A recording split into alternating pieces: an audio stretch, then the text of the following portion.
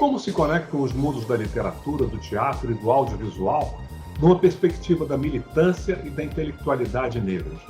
Como usar esses recursos não apenas para conscientizar a população sobre os problemas ligados à raça, mas também para popularizar personagens históricos cuja relevância ainda não foi devidamente reconhecida?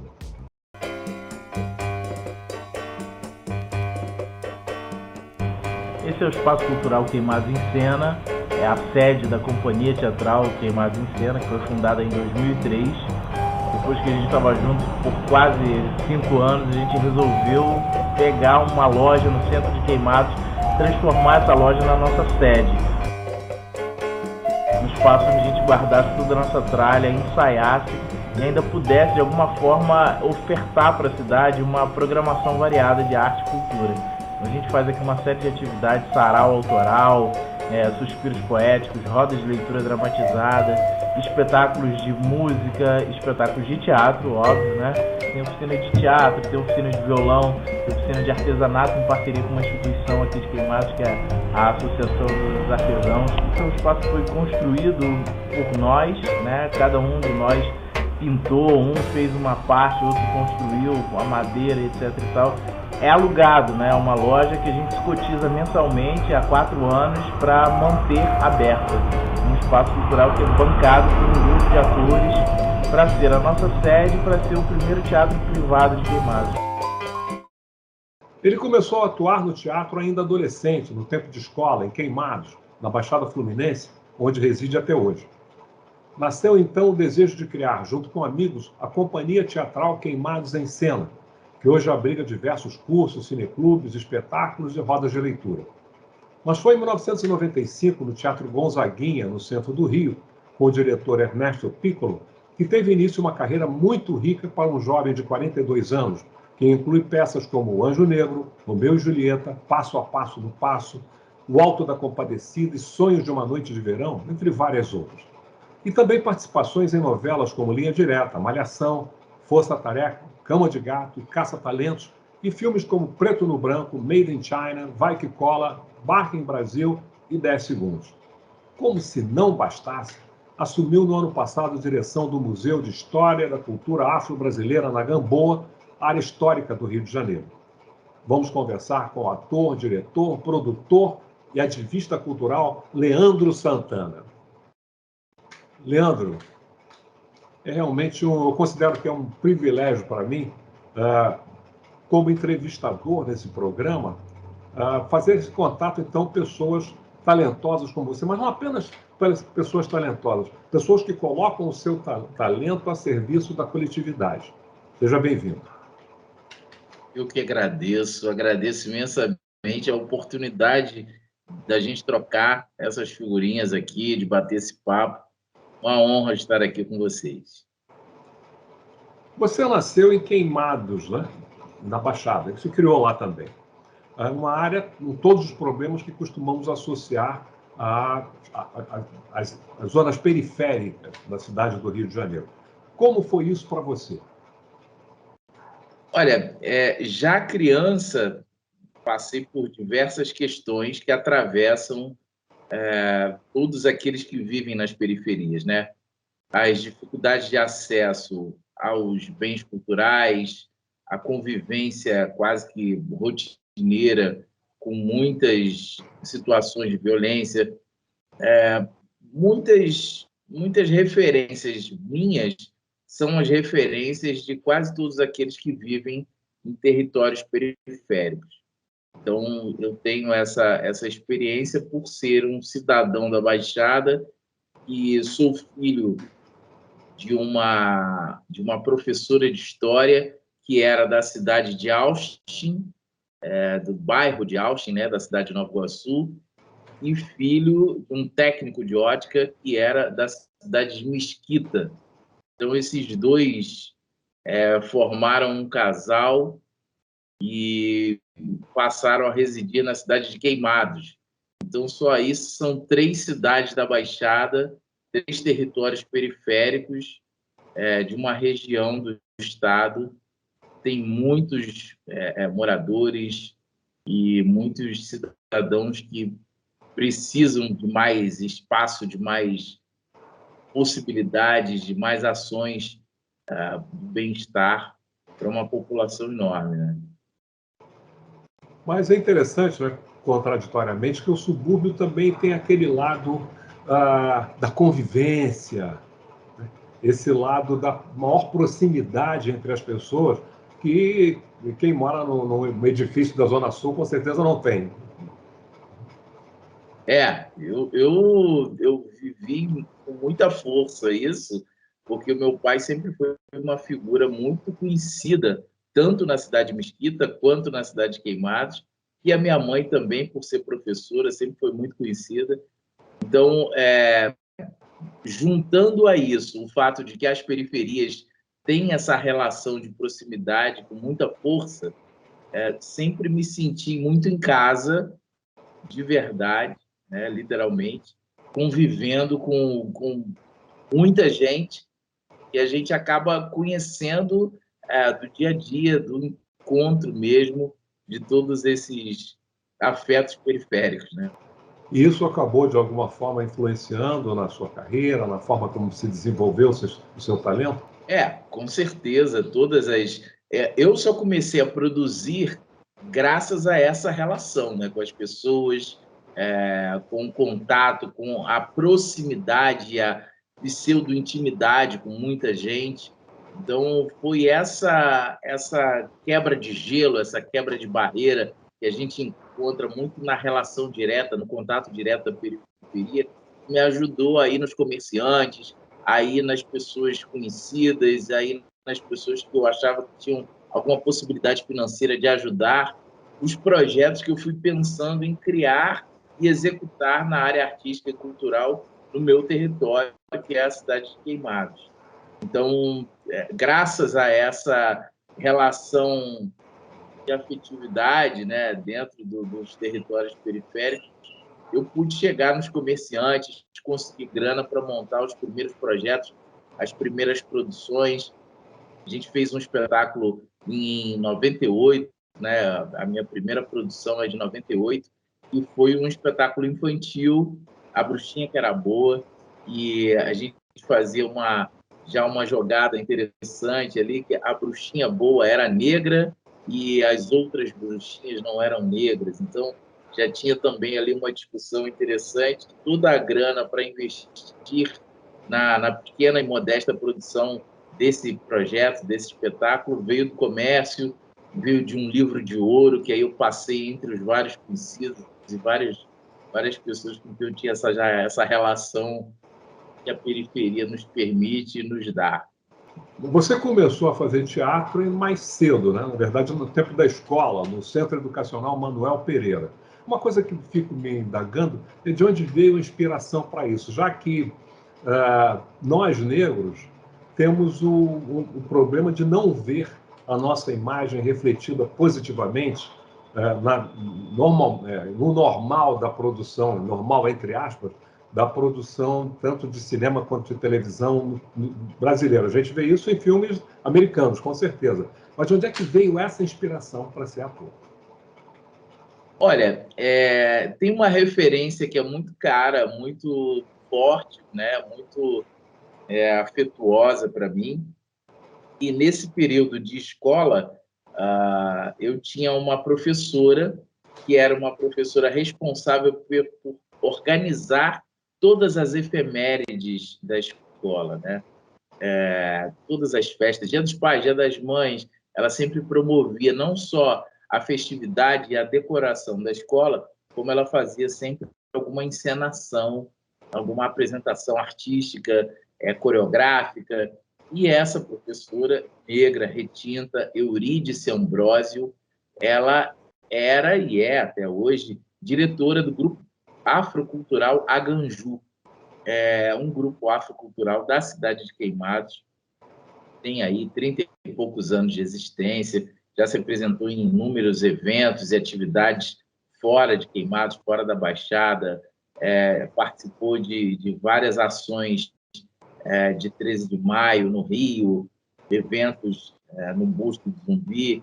A Eurídice sempre foi essa figura importante na cultura de Queimados, e que, num determinado momento da história dela, ela deu aula no Manuel Pereira e, quando dava aula, era responsável pelas atividades culturais da escola.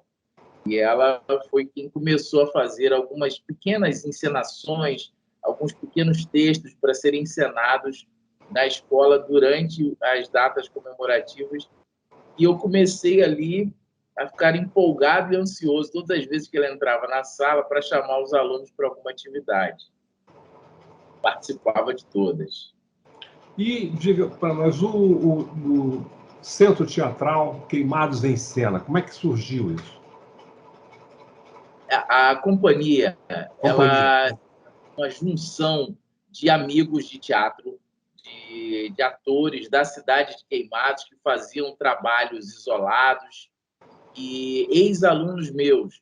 Eu comecei a dar aula de teatro muito cedo, né? Aquela pretensão juvenil que às vezes é engraçada, mas às vezes também é muito boa. Então a gente acaba juntando aí os desejos com a energia juvenil. E logo depois que comecei a fazer teatro profissionalmente no Rio, eu comecei a dar aula de teatro nas escolas particulares de Queimados. Chegava também com a minha boa cara de pau na direção da escola, conversava, olha, estou fazendo teatro no Rio, quero trazer um pouco dessa experiência para os adolescentes Queimados, e desenvolvendo um processo de oficinas nas escolas de Queimados, eu comecei a ter um grupo de alunos muito grande. Então, comecei a selecionar ali os que se destacavam melhor e juntei também com colegas que já faziam teatro em Queimados, mas que faziam assim esporadicamente, não tinham uma constância na sua produção artística. E formei um coletivo e comecei a conversar com essas pessoas na possibilidade da gente fazer isso com mais regularidade, se instituir, se organizar, e propus a eles que a gente desse um nome para isso, registrasse isso como um grupo, como uma companhia.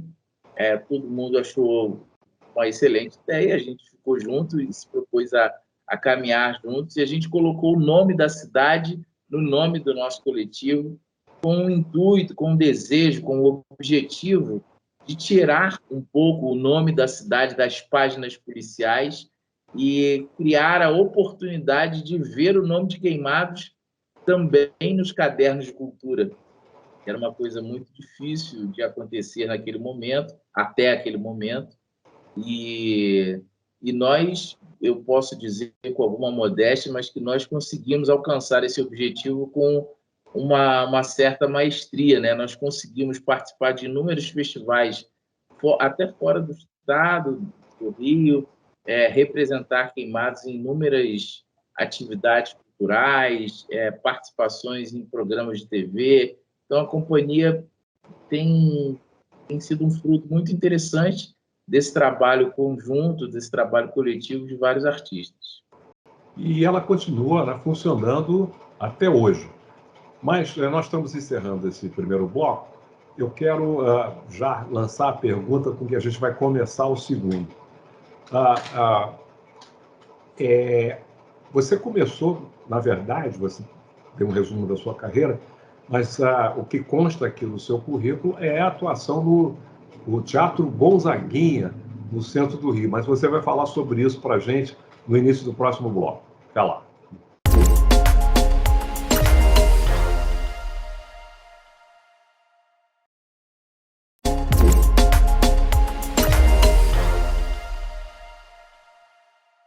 Leandro, você falou um pouco sobre o início da sua carreira, mas no seu currículo consta com muito destaque que esse início teria sido no Teatro Gonzaguinha, no centro do Rio. Como é que foi isso? Conta pra gente.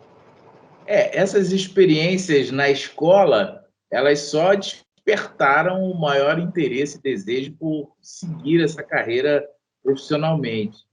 E depois de alguns cursos, eu comecei a frequentar um festival, uma mostra de teatro no Carlos Gomes, aos domingos pela manhã. Então, eu saía de Queimados para assistir espetáculos numa mostra gratuita que tinha no Carlos Gomes. E sempre que terminavam as peças, eu ia lá nos camarins, naquele corredor dos camarins do Carlos Gomes, perguntar aos atores se algum deles sabia, conhecia, tinha o conhecimento de algum coletivo, algum grupo que tivesse interesse de receber novos atores, jovens artistas interessados em participar de um coletivo. E alguém, nessas minhas aventuras, indicou o Centro de Artes Calouste Gulbenkian, onde fica o Teatro Gonzaguinha, e falou: olha, o Rogério Blatt e o Ernesto Piccolo estão fazendo um trabalho lá com jovens e adolescentes de oficinas de teatro e montagem de espetáculos. Você faz um teste, se você é aprovado, você entra e desenvolve um trabalho lá com eles. Eu fui, passei no teste e fiquei. Considero que lá foi realmente, para mim, uma grande faculdade, um grande aprendizado, porque eu tive um período longo lá, de 4 anos e meio, fiz 6 espetáculos, todos eles de temporadas. A menor temporada era de 8 meses que a gente conseguiu fazer. Rodamos vários lugares, fomos em cartaz em muitos teatros do Rio, sobretudo no Gonzaguinha. O trabalho que a gente desenvolvia lá era muito intenso, porque era um processo profissional mesmo, né? Porque não tinha uma grana de cachê, um pagamento sólido e um contrato de ator e produção, mas tinha um processo de aprendizado, de relação com todos os profissionais da área técnica, que era incrível. A gente chegava lá cedo e podia passar a tarde ou uma parte da tarde aprendendo o processo de figurinos da Calma Murtinho, ou então desenvolvendo um processo de trabalho de entendimento de linguagem, de construção de cenário, com a Ana Lu Prestes. Então, eram vários profissionais que eram contratados para desenvolver esse processo e que serviam de base para o nosso trabalho também como atores e atores. Você mencionou meio en passant, então, estudos que você realizou. Você chegou a se formar em alguma disciplina? Eu cursei História e depois fiz um curso de Produção Executiva. Agora estou fazendo Gestão Pública e sempre muitos cursos de teatro, né, que realizei, fui fazendo ao longo da carreira e sempre buscando alguma qualificação mais na área de ator mesmo.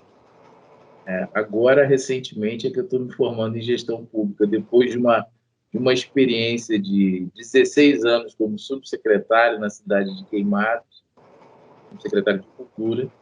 Eu resolvi me aprofundar tecnicamente nessa área, fazendo o curso de gestão. Mas você também enveredou por outros caminhos dentro do teatro, ou seja, produção, direção. Como é que isso foi? Como é que esse campo foi crescendo?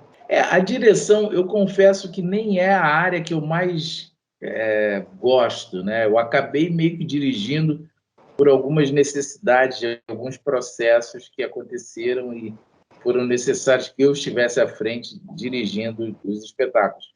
Eu gosto mesmo de atuar e produzir. Produzir é uma coisa que me dá muita satisfação, dá muita alegria conseguir produzir, né? Eu consegui produzir alguns espetáculos e também enveredei na produção artística de algumas ações que não eram teatro propriamente dito.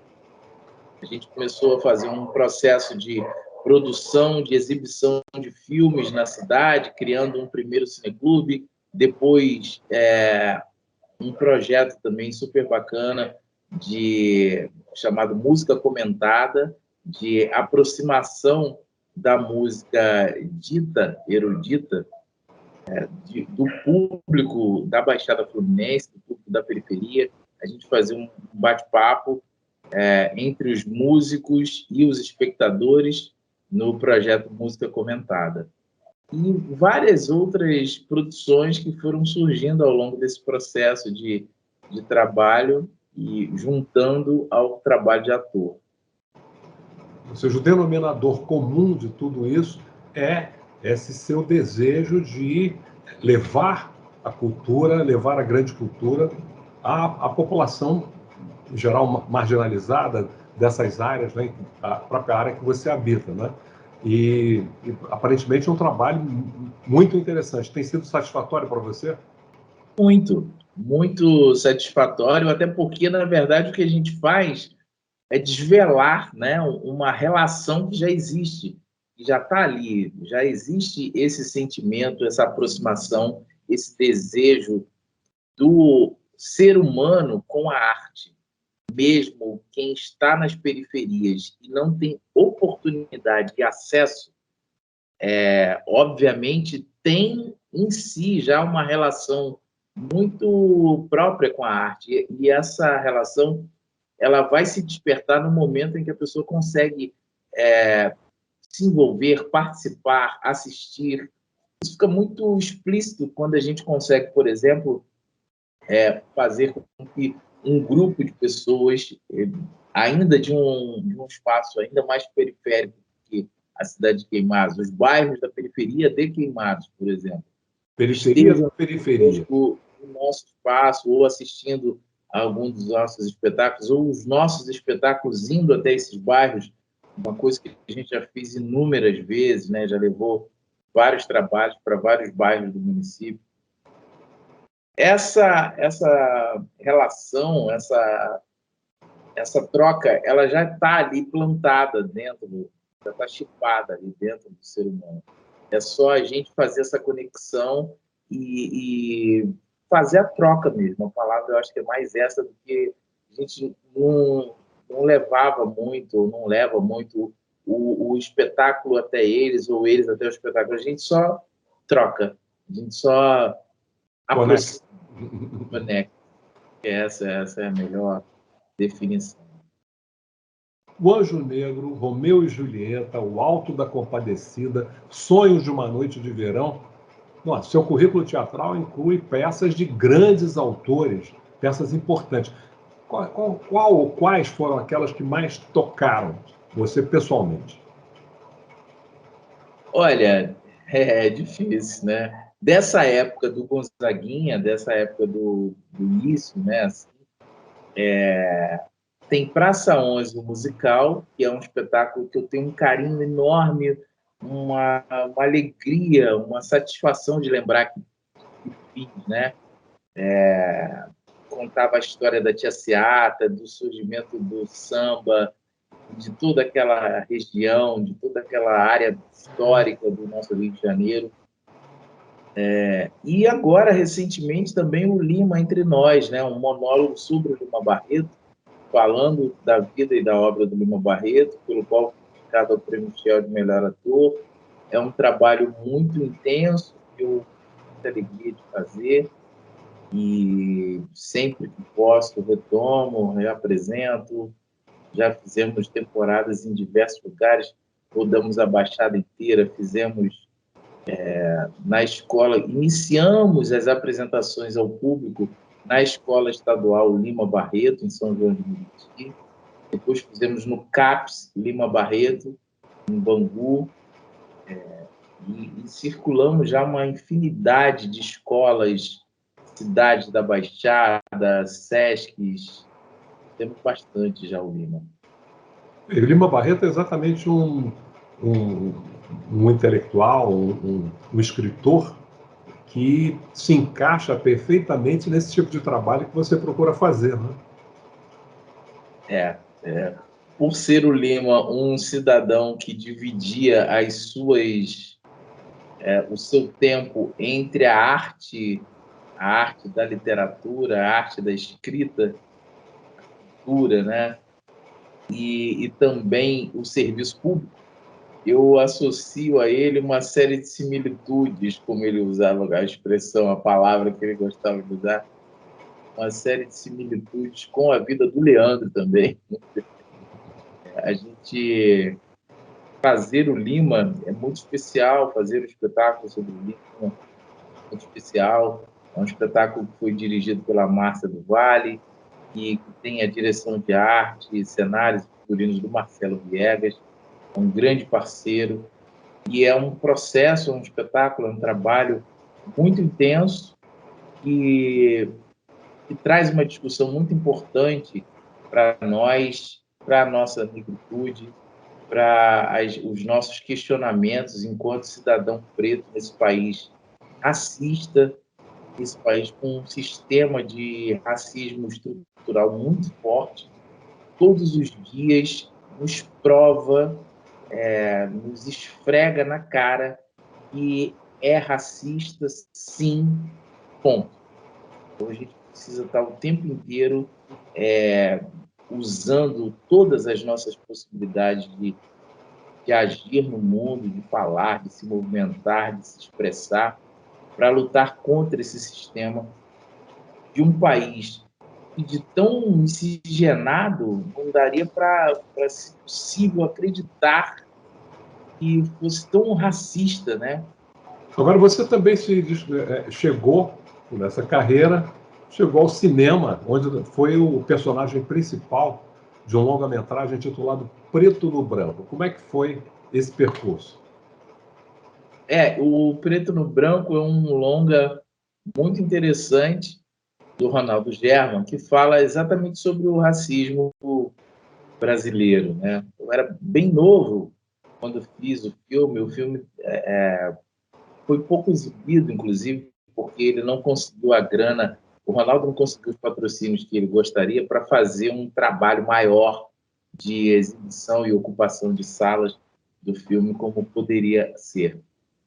Mas é um filme bem interessante, com participação do Sérgio Lorosa, da Priscila Sum, e fala um pouco sobre essa visão estereotipada que nós temos, né? E é um filme atual, porque do mesmo jeito que o protagonista do filme chega a uma casa de classe média alta e é confundido com bandido, a gente hoje vê um policial que chega em cima de um vendedor de balas e assassina o cara. É um filme extremamente atual, pena que ele não foi tão visto assim. Graças a esse trabalho e tantos outros que estão caminhando nessa mesma direção, nós temos visto hoje no Brasil, pelo menos, a denúncia do racismo ser algo que tem se tornado cada vez mais presente, cada vez mais contundente. E nós temos que agradecer a pessoas como você, que têm ajudado nessa tarefa com arte, o que torna a coisa mais interessante e muito mais palatável para o grande público. Leandro, muito obrigado pela sua participação. Realmente nós temos que fazer outro programa, porque não deu para tocar nem metade, nem para falar da sua participação em televisão, em algumas novelas importantes, mas nós vamos voltar. É uma ameaça. Muito obrigado, Leandro. Maravilha.